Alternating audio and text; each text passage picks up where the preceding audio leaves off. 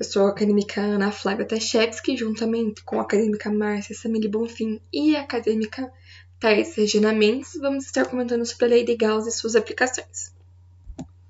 Então, a Lei de Gauss. A Lei de Gauss relaciona o fluxo total φ de um campo elétrico através de uma superfície fechada, a superfície gaussiana, e a carga líquida Q que está envolvida por essa superfície.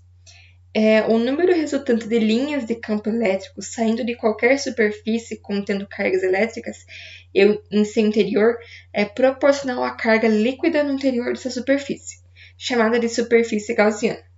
Como a lei de Gauss relaciona as linhas de campo elétrico que atravessam uma superfície gaussiana, é importante abordar o conceito de fluxo de um campo elétrico, que é análogo ao escoamento de um fluido, de tal forma que a vazão é substituída pelo fluxo elétrico. A lei de Gauss é uma das 4 equações de Maxwell, juntamente com a lei de Gauss do magnetismo, a lei da indução de Faraday e a lei de Ampère-Maxwell. Foi elaborada por Carl Friedrich Gauss em 1835, porém só foi publicada após 1867. Então aqui nós temos a representação matemática da lei de Gauss. Então, onde o E de zero é a nossa constante de permissividade elétrica no vácuo, o nosso φ é o fluxo elétrico resultante e o nosso Q é igual à nossa carga elétrica envolvida.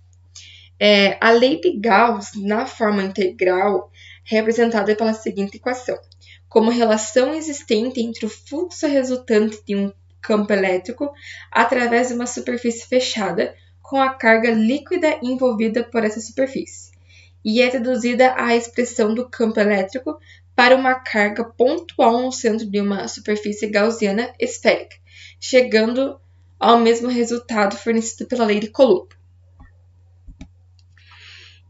Uma circunstância favorável para acontecer a lei de Gauss é quando ocorre a superfície gaussiana. É tal que o produto escalar entre o campo e o vetor superfície é facilmente obtido. E isso é sempre possível quando a distribuição de cargas apresenta alta simetria. Existem 3 tipos de simetrias que facilitam o uso da lei de Gauss: a simetria planar, a simetria cilíndrica ou axial e a simetria esférica. A simetria planar aplica-se no caso de uma distribuição de cargas num plano infinito, ou no caso em que se possa fazer a aproximação de plano infinito. Por exemplo, um plano finito pode ser considerado infinito se o campo elétrico for calculado num ponto muito próximo ao plano, isto é, se a distância do plano ao ponto for muito menor do que as dimensões do plano.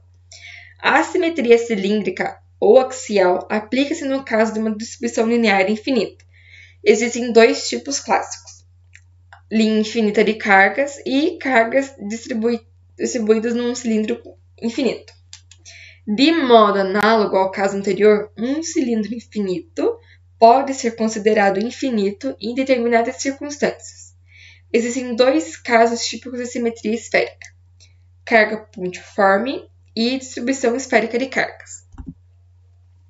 Então aqui nós temos uma representação de uma figura que vai ajudar a gente a entender melhor a lei de Gauss. Então, nessa figura, nós temos 2 cargas pontiformes de módulo Q e de sinais opostos e suas linhas de campo elétrico, representada. As 4 superfícies gaussianas são mostradas em seção transversal.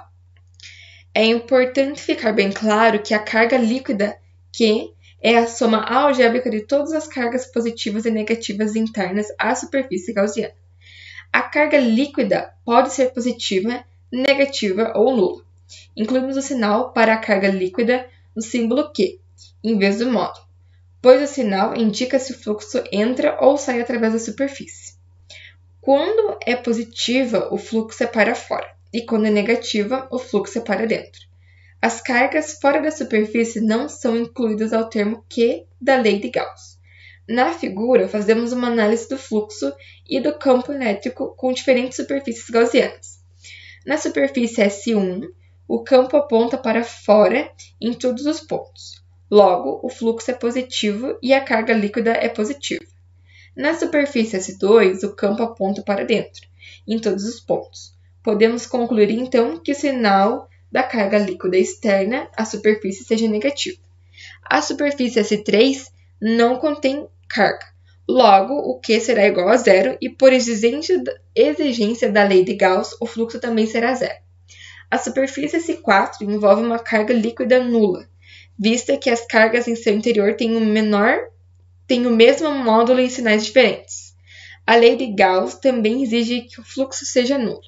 Isso porque são tantas as linhas que saem quanto as linhas que entram nessa superfície.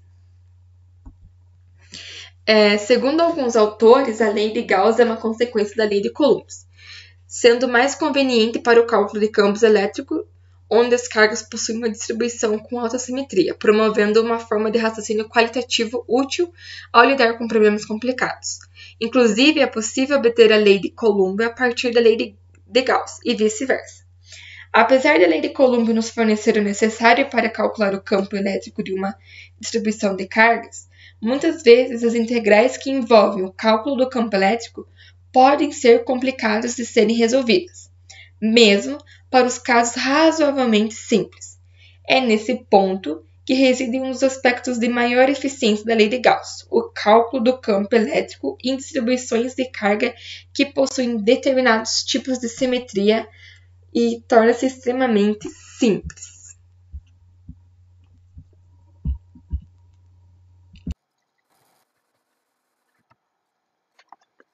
Aplicação da lei de Gauss, carga pontual. Então, aplicação do cálculo do campo elétrico através de uma carga pontual. Vamos lembrar que a lei de Gauss relaciona o fluxo elétrico através de uma superfície fechada, com a carga elétrica líquida dentro dessa superfície. Então, agora, vamos observar essa superfície que a gente tem gaussiana, a nossa carga pontual e a nossa equação. Nessa equação, que é uma integral de superfície fechada, como a gente pode observar na integral, e nós temos a superfície gaussiana, aqui destacada em azul, e no centro a nossa carga pontual. Antes de se resolver essa equação, precisamos definir a superfície fechada, ou melhor, a superfície gaussiana. Nesse exemplo, vamos utilizar uma superfície esférica, como a gente pode ver na imagem. Logo, a superfície gaussiana e nossa carga pontual está no centro da superfície, como já foi dito. Então, qual que seria a nossa distância da carga pontual à nossa superfície? Então, aqui, como a gente pode observar, representado por R, é a distância entre a carga pontual e a nossa superfície. Podemos observar que a nossa superfície gaussiana, dizendo que a superfície é uma casca, e dentro dessa casca está a nossa carga pontual. Tá, e agora vamos dizer que se a gente pegar um pedaço, como mostra na imagem, pequeno da área da superfície gaussiana, vamos ter que o campo elétrico perpendicular à superfície, como a gente pode observar que o campo elétrico é perpendicular. E o elemento infinitesimal é a norma da superfície. Logo, o ângulo entre o campo elétrico e o elemento infinitesimal da área é zero, ou seja, o campo elétrico é paralelo ao elemento infinitesimal, como a gente pode observar. Agora, a gente vai tentar resolver a nossa lei de Gauss, sendo que a carga pontual, nosso epsilon, zero, é nossa constante.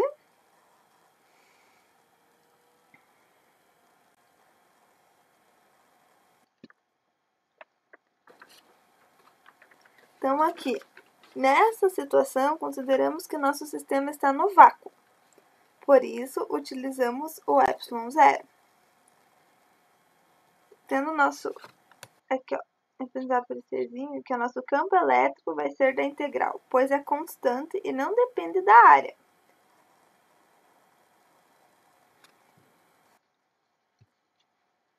Então, o nosso campo elétrico ele não vai depender da área. Então, ele vai ser uma constante. Então, aqui, uma integral de uma superfície fechada.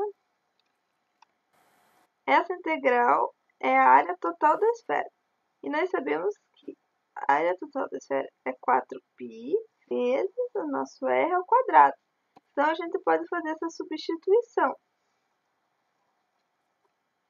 Fazendo a substituição e isolando o nosso campo elétrico, chegamos a essa seguinte equação, que é a equação do nosso campo elétrico, que também é igual à equação de Coulomb.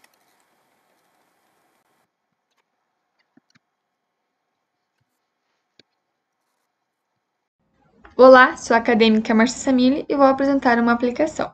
Distribuição de carga elétrica de um condutor eletrizado e em equilíbrio eletrostático. O campo elétrico no interior de um condutor eletrizado e em equilíbrio eletrostático é nulo, utilizando a lei de Gauss. Como bem sabemos, dada a condição de equilíbrio eletrostático do condutor, as cargas do condutor se distribuem ao longo da superfície externa. Isso acontece porque o excesso de cargas tem exatamente o mesmo sinal, o que significa que as cargas se movimentam e se distribuem na superfície do condutor, seja ele maciço ou oco. Quando essa distribuição acontece de forma desordenada na superfície do condutor, dizemos que está em equilíbrio eletrostático.